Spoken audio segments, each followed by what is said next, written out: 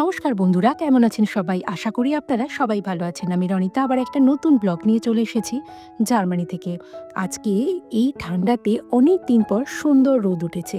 আর আজকে হলো ছুটির দিন। এই ছুটির দিনে আমরা যাচ্ছি একটা বার্থডে পার্টিতে এবং এই বার্থডে পার্টিটা আমি জানতাম না এইরকম জায়গাতেও করা যায়। তো সেই এক্সপেরিয়েন্স আপনাদের সাথে শেয়ার করব যে কোথায় বার্থডে পার্টিটা হলো। তো চলুন বেশি দেরি না করে শুরু করা যাক আজকে আমার এই ব্লগ।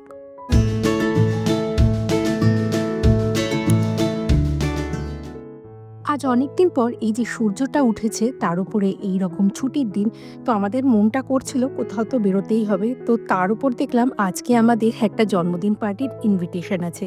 তো সেখানেই আজকে আমরা যাচ্ছি আমাদের সব বন্ধু বান্ধবরা মিলে।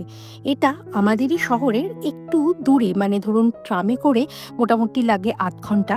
তো সেখানেই আজকে আমরা যাচ্ছি সবাই মিলে।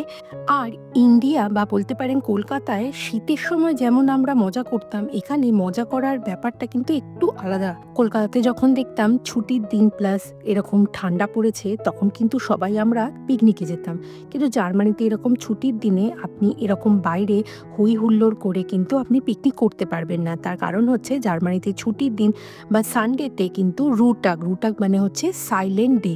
তো সেটা যেহেতু থাকে সেই জন্য আপনি জোরে জোরে খুব একটা আওয়াজ করতে পারবেন না পাবলিক প্লেসে।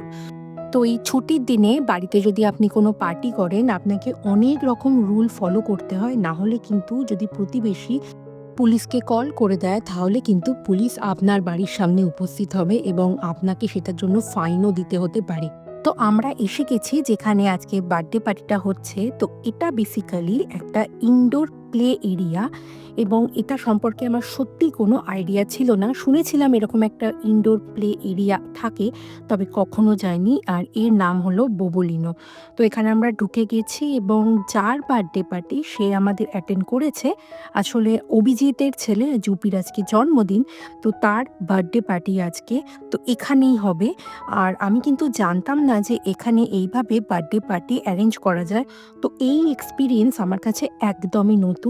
আর কেমনভাবে বার্থডে পার্টি অর্গানাইজ হলো সেটাই এই ভিডিওতে পরে পরে আমি বলছি।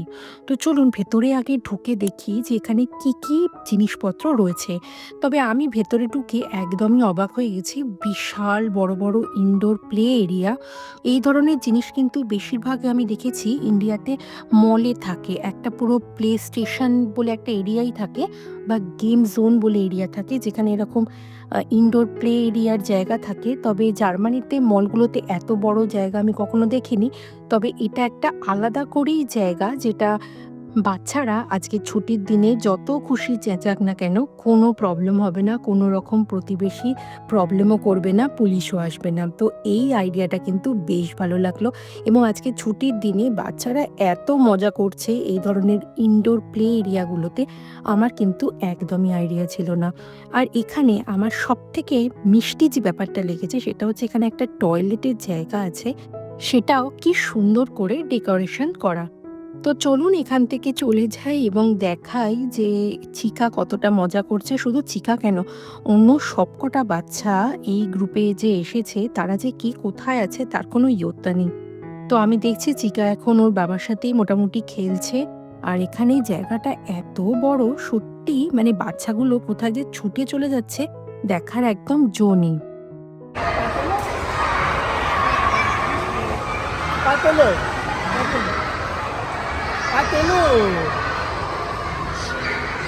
তো এখানে এসে দেখলাম জুপির বাবা অভিজিৎ এখানে মোটামুটি খাবার দাবার সব এনেছে। পিৎজা আছে, এখানে ফ্রেঞ্চ ফ্রাই আছে, এখানে নাগেটস আছে, এখানে মোটামুটি রেডি করা হচ্ছে। আর জুপি মাঝখানে বসে গেছে আর জুপির বার্থডে কেকও সামনে উপস্থিত। তো জুপি বসে গেছে যেহেতু অন্য বাচ্চাদের সব ডেকে আনা হচ্ছে।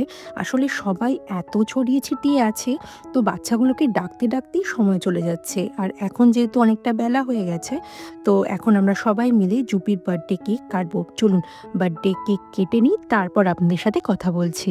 চলো তুমি দেবে না হয়নি হয়নি আরেকবার জোরে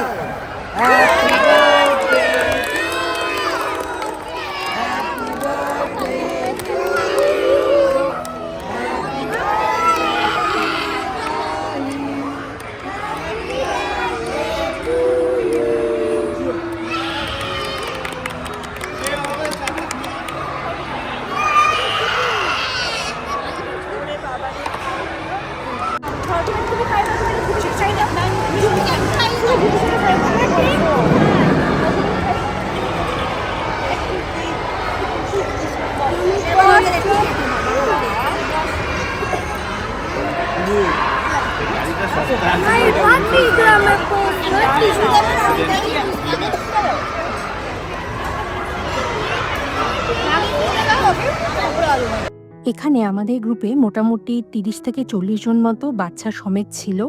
আর এই অ্যারেঞ্জমেন্টটা আমার সত্যি খুব ভালো লেগেছে। এখানে বাচ্চারা এই বার্থডে পার্টিতে এসে যেমন মজা করতে পেরেছে আর বাবা-মাগুলো মানে খাবারের অতটা চিন্তা নেই।